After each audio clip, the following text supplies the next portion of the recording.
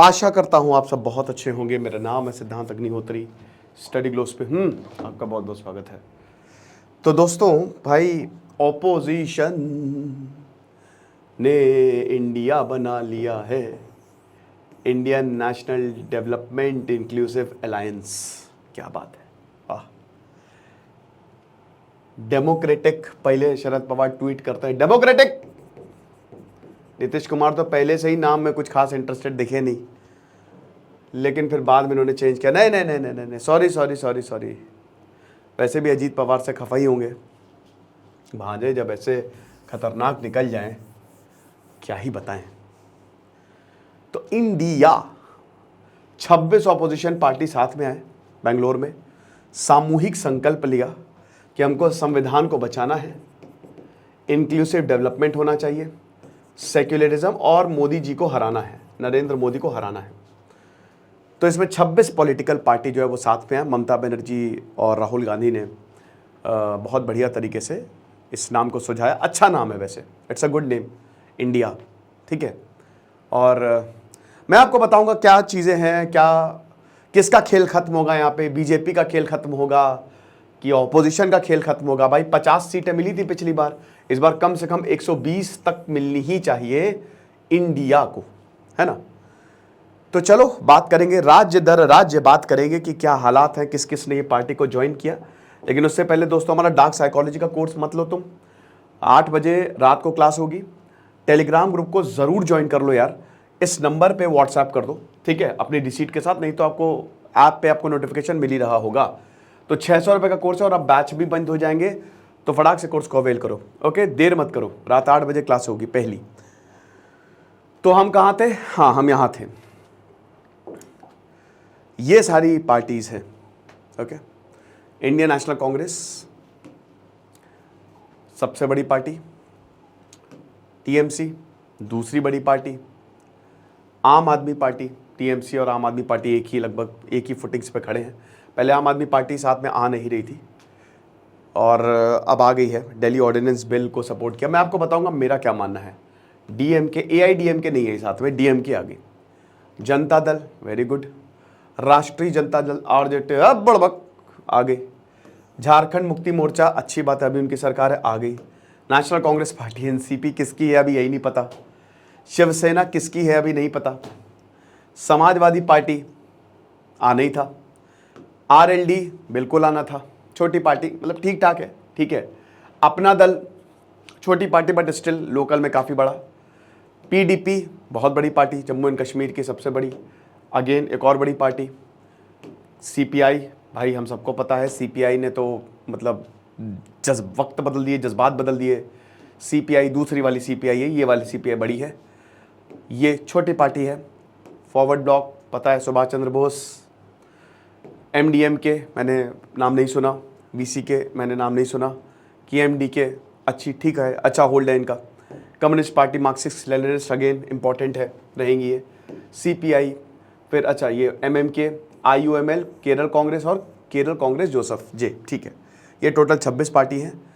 सबसे बड़ी इसमें TMC, Aam Aadmi Party, RJD, Indian National Congress, Kerala Congress, PDP, then उसके बाद झारखंड मुक्ति मोर्चा, इन सब की अभी प्रेजेंटली सरकार है, और CPI, okay, and then Jammu NC. तो ये बड़ी पार्टीज़ हैं जो इस समय साथ में आई है, ऑपोजिशन साथ में आया है।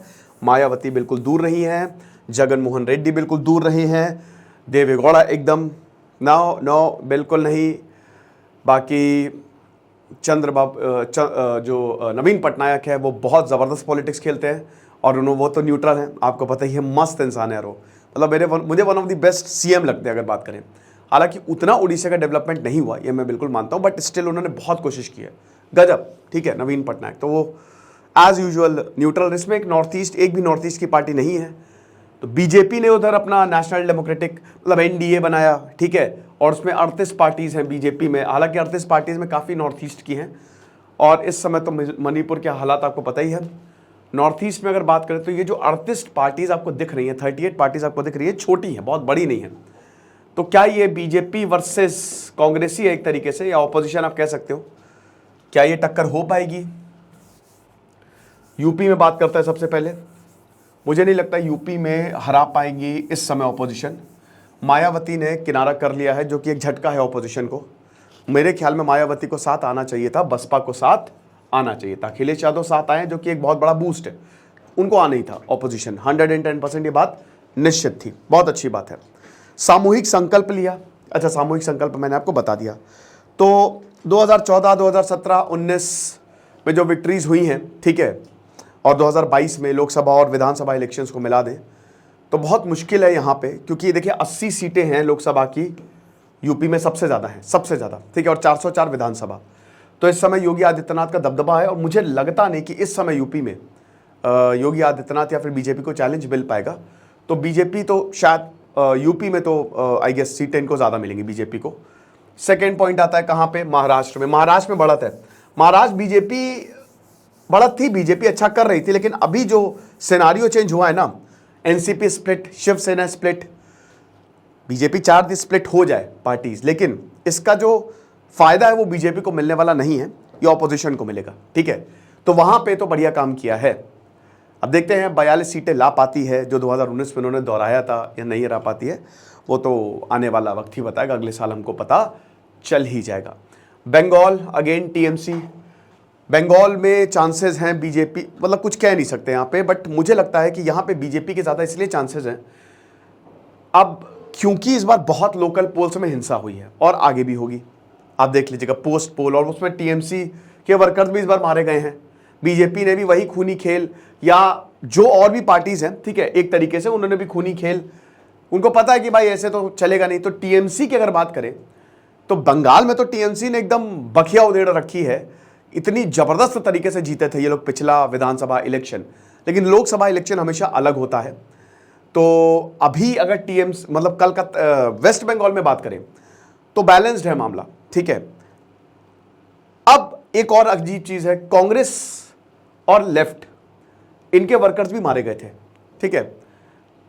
टीएमसी ममता बनर्जी जो है वो साथ में आ गई, हम्बा हम्बा रुम्बा रुम्बा बम्बा बम्बा साथ में आ गए हैं, साथ में बैठे थे, ये मुझे अटपटा लगा, ये चीज़ है।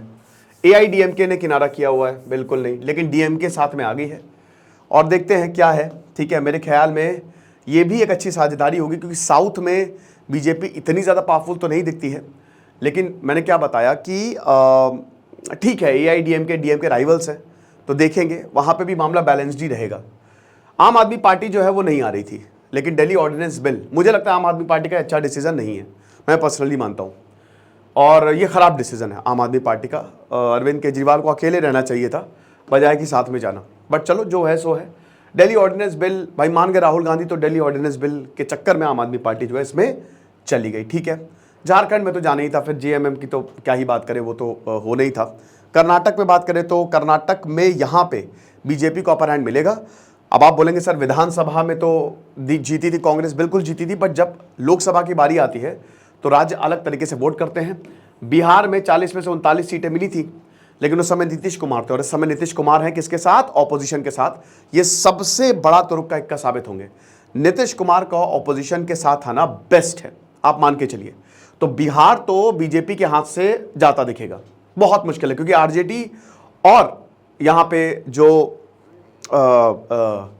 जनता दल सेक्युलर है, ठीक है, तो ये दोनों साथ में आ गए हैं, ओके, ये हिसाब किताब। केरल में विन विन सिचुएशन है, केरल में वैसे भी बीजेपी बहुत कोशिश कर रही है, बट मुझे लगता नहीं केरल में कुछ खास कर पाएगी बीजेपी। तो केरल में ऑपोजिशन को तो वैसे भी जीतना ही जीतना है, ठीक है, लेफ्ट वहाँ पे जीतेगी, और लेफ्ट इस समय ऑपोजिशन के साथ भी है, तो वो तो खैर कांग्रेस के साथ हमेशा से ही रही है, कोई दिक्कत नहीं है। और बाकी क्या बचा? हाँ, आंध्रा और तेलंगाना, ये दोनों ही बीजेपी के साथ जाने के मूड में हैं। वैसे भाई अब टीआरएस की बात करें तो मतलब और तेलुगु देशम पार्टी की बात करें, टीडीपी की बात करें, तो वैसे तो रेड्डी साहब जाना चाह रहे थे ऑपोजिशन के साथ, बट वो जो लिकर वाला हिसाब किताब हुआ था ना, उससे उन्होंने फिर हाथ खींच लिया। और क्या कहते हैं, जो तेलुगु देशम पार्टी है, वो तो मुझे जहाँ लगता है कि चंद्रबाबू नायडू जो है वो बीजेपी के साथ ही जाएंगे, ठीक है। तो आंध्रा और तेलंगाना में तो कुछ खास मिला नहीं यहाँ पे ऑपोजिशन को। अब बड़ी बात ये है कि इतना सब कुछ हमने देख लिया, इन्होंने बताया कि हम कॉन्स्टिट्यूशन को सेफगार्ड करेंगे, हम संविधान को बचाएंगे, और संविधान को बचाएंगे इसमें आपका फेडरलिज्म आ गया है, इंक्लूसिव गवर्नमेंट आ गया, बहुत बड़ी बड़ी चीज़ें बोल दी। लेकिन क्या ऑपोजिशन, और क्या ये सही आइडिया है कि सबका साथ में आना, क्या ऑपोजिशन बीजेपी को हरा पाएगी? मुझे ऐसा लगता है इसका जवाब है नहीं। ये मेरा पर्सनल मानना है, नो। मैं गठबंधन को कभी बहुत अच्छा नहीं मानता हूँ, ठीक है, बेकार चीज़ होती है, बकवास होता है।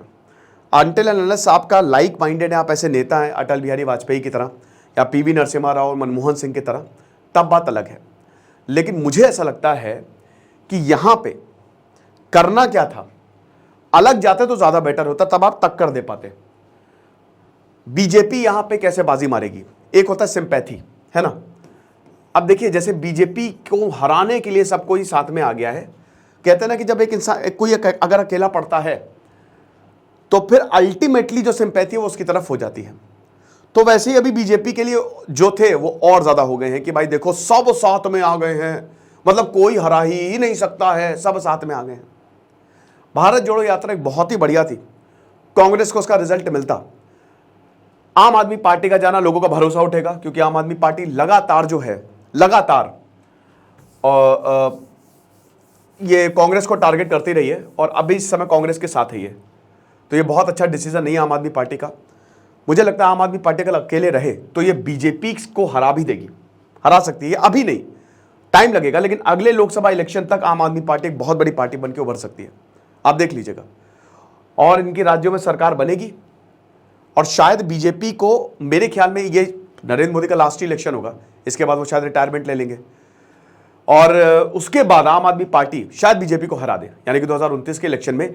इस इलेक्शन में भी कुछ भी हो सकता है। देखिए भाई, इलेक्शन है, हार भी जाए बीजेपी, कोई दिक्कत नहीं है, बट मुझे इसके चांसेस कम लग रहे हैं। आम आदमी पार्टी का ये डिसीजन अच्छा नहीं है। ओके, मैं अपना बता रहा हूं पर्सनल, ठीक है, आप मुझे कमेंट बॉक्स में बताइएगा। ओके, बाकी कांग्रेस की अगर बात करें तो देखो यार, अकेले लड़ना चाहिए, बाद में आप जीत लो, सबके सब साथ में लड़ो, सीटें मिले भाई, इसमें क्या होगा ज्यादा से ज्यादा, बाद में आप गठबंधन कर लो। अभी गठबंधन करने का मतलब यही है कि पहली बात आप डर गए हो, दूसरी चीज मोदी फोबिया आपने, यार मुझे समझ में नहीं आता, तुम रियल मुद्दों पे बात करो यार, वोट मिल जाएंगे। नरेंद्र मोदी को हराना है, किसी भी तरीके से हराना है, सारी पॉलिटिकल पार्टीज को मिलकर हराना है, उससे कुछ नहीं होने वाला, कुछ भी नहीं होने वाला। और सिंपैथी जाएगी नरेंद्र मोदी की तरफ, लोग उन्हीं की तरफ मुड़ेंगे। कॉमन साइकोलॉजी है, इतना नहीं है तो जारी सॉरी ऑपोजिशन पार्टी, मेरा डार्क साइकोलॉजी का कोर्स ले, उनको पता चल जाएगा भाई, सिंपल सी बात है यार। अरे आप मुद्दों पे बात करो, आप क्लाइमेट चेंज पे बात करो, आप एम्प्लॉयमेंट पे बात करो। आपने कर्नाटका में देखो कितना बढ़िया कांग्रेस ने खेला और जीत के आए वो, है ना। इन चीजों पे अगर आप बात करोगे तो आपको ऑपोजिशन की जरूरत नहीं है। तीसरा पॉइंट, ऑपोजिशन अगर जीत भी तो क्या हो गया भाई, ये इतनी सारी पार्टी जो है, कौन बनेगा प्रधानमंत्री? राहुल गांधी को बनने देंगी ममता बनर्जी? बिल्कुल नहीं बनने देंगी। नीतीश कुमार ऑलरेडी पीएम वो है, भले वो कुछ भी बोले, टूट जाएगी, बनने से पहले ही टूट जाएगी, झगड़े हो जाएंगे यार। नाम पे जब झगड़ा हो रहा है, अभी शरद पवार ने कुछ डाल दिया यहां पे, तो आप समझिए कि ये बहुत ज्यादा ठीक है। देखिए बीजेपी ने भी अलायंस किया है, बट यहां पे ना आइडियोलॉजीज अलग हैं भाई। टीएमसी ने, अभी टीएमसी पे आरोप लगा है कि भयानक वायलेंस हुआ है, ठीक है, लोकल वायलेंस जबरदस्त हुआ है, जिसमें कांग्रेस के बहुत सारे जो कार्यकर्ता है वो मारे गए, टीएमसी भी मरे, ठीक है। लेफ्ट ने आरोप लगाया, अब ये सब साथ में आ गए हैं, ये चीज है। ओके, एक बहुत बड़ा फायदा यह है कि वोट बटेंगे नहीं, सबको वोट मिलेंगे, लेकिन यह पार्टी स्टेबल नहीं होने वाली है। इंडिया अलायंस बहुत ज्यादा स्टेबल नहीं होगा। बजाय राहुल गांधी को करना क्या चाहिए, मैं बार बार बोलता हूं, हर बार बोलता हूं कि राहुल गांधी को हर मंच पे जाके इंटरव्यू देना चाहिए, जो अरविंद केजरीवाल ने किया था। और पंजाब और दिल्ली जीते वो, हरियाणा भी जीतेंगे, आप मान के चलिए। हरियाणा अभी इलेक्शन होंगे ना, हरियाणा हिमाचल में भी बढ़िया। आगे आने वाले समय में नॉर्थ में आप समझिए आम आदमी पार्टी, बहुत ज्यादा चांसेस है उनके, ठीक है। तो जैसा किया था यहां पे अरविंद केजरीवाल ने, राहुल गांधी को सब जगह जाना चाहिए, सारे मीडिया हाउसेज में जाना चाहिए, इंटरव्यू देना चाहिए, तभी तो आप काउंटर कर पाओगे, वरना बीजेपी सुपड़ा साफ कर देगी यार। बहुत मुश्किल है, क्योंकि नरेंद्र मोदी भाई और अमित शाह, ये दोनों गजब के पॉलिटिकल माइंड है दोनों का, ठीक है। ये आपको टिकने ही नहीं देंगे, ये चीज करनी चाहिए। दूसरा चीज, मुद्दों पे बात हो भाई, जो आज के रियल मुद्दे हैं आप उन पे टारगेट करो ना।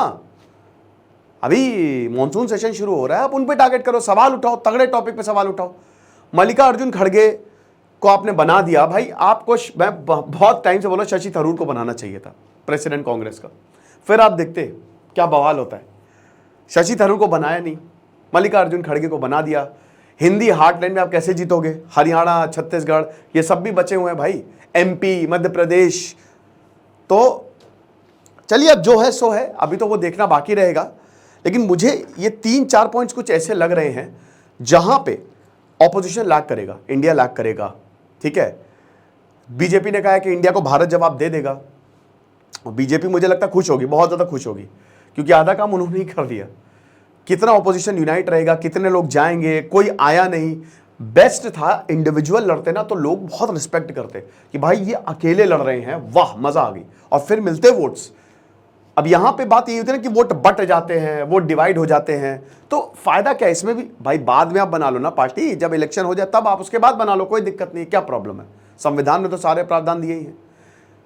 तो ये है, ये मेरा मानना है। मुझे ऐसा लगता है कि आप अगर अलोन चलें, भले ही आप शुरुआत में हो सकता है आपको हार का सामना करना पड़े, लेकिन लॉन्ग टर्म में आप जीतेंगे, तगड़े जीतेंगे, अगर आपका जो विजन है वो क्लियर है।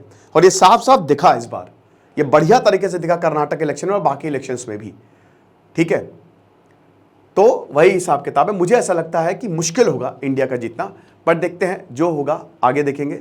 और ऑपोजिशन बहुत ज़्यादा इंपॉर्टेंट रहता है, तगड़े ऑपोजिशन की बहुत ज़्यादा ज़रूरत रहती है।